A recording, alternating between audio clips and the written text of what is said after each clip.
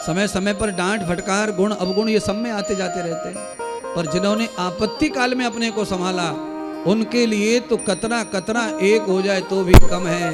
सब देवताओं ने भवानी जगदम्बा 18 भुजा वाली महाकाली महावैष्णवी चंडी चंडिका ये माता को स्थापित कर दिया हिमालय में, और उनके चरणों में सारे देवता विराजमान हो गए महाराज।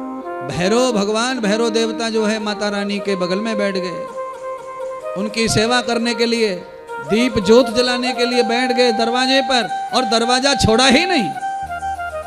मैं तो यहीं रहूंगा, मैं नहीं जाऊंगा कहीं। इसीलिए अगर हर सिद्धि माता उज्जैन में है तो यहां भैरवनाथ भी उज्जैन में है महाराज। छोड़ा ही नहीं भगवती जगदम्बा का चरण, बैठ गए। और सारी देवताओं के लिए भगवती ने अपने अमृत वचन कहे, हे देवताओं जाओ अपने अपने लोक में जाओ और अपनी अपनी नियति से संसार की सेवा करो। क्यों? तुम्हारा कर्तव्य लड़ाई नहीं है, तुम्हारा कर्तव्य सेवा करना ही है।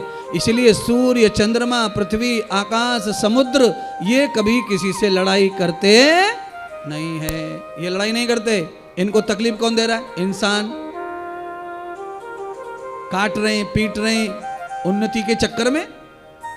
अगर प्रकृति के साथ में कोई छेड़छाड़ हो रही है सुंदरता बढ़ाने उन्नति करने के लिए, तो प्रकृति भी सबको पटक पटक के मार रही है, पटक पटक के मार रही है। ये साल तो प्रकृति ने ये दिखा दिया पूरे विश्व को, 100 देशों में बाढ़ ही बाढ़, बाढ़ ही बाढ़, पानी ही पानी फैल रहा है महाराज। बादल ही बादल फट रहे हैं सब जगह। महाराष्ट्र जैसे राज्य में कभी बादल हमने देखा न फटा न सुना आज तक। बारिश तो होती, पर इस साल वहां भी बादल फट रहे।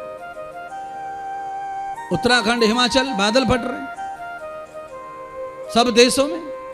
क्यों बादल फट रहे हैं?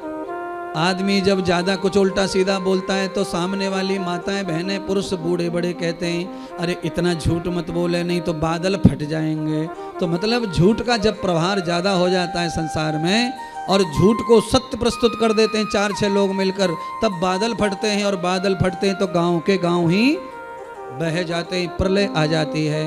आपके जीवन में कोई बादल ना फटे, आपके जीवन में देवी माता भगवती की पूर्ण कृपा हो, आप उनके आशिक हों, अनुष्ठान के भगत हों, आपके उनके चरणों में आपका माथा हो, निरंतर भगवती का ये सौभाग्य आपको प्राप्त होता रहना चाहिए। आपने पूरे 7 दिन ये और 9 दिन पहले श्राद्ध के निरंतर कथा श्रवण की, हमने भी सुनाने का प्रयत्न किया।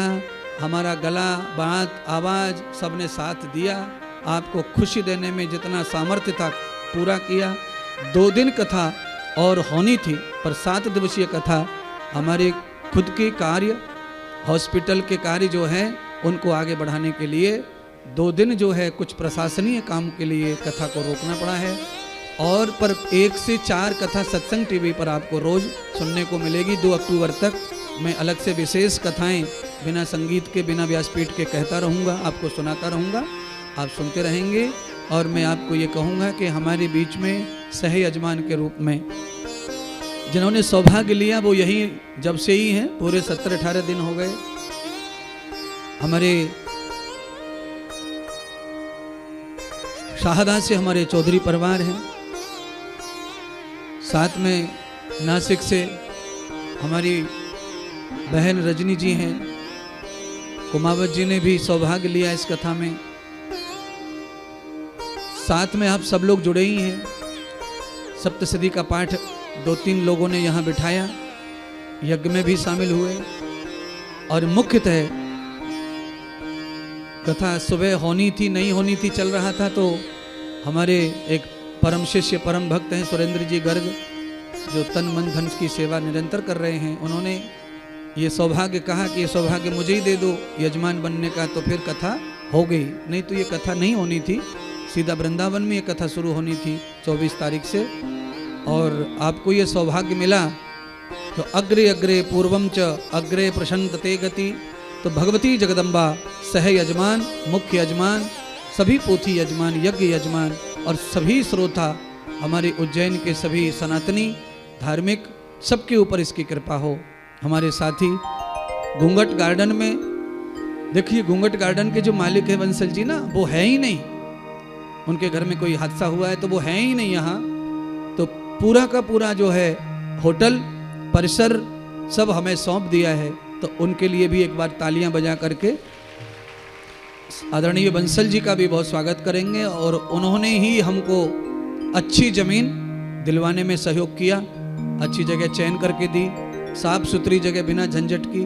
तो ऐसे लोगों का बहुत धन्यवाद।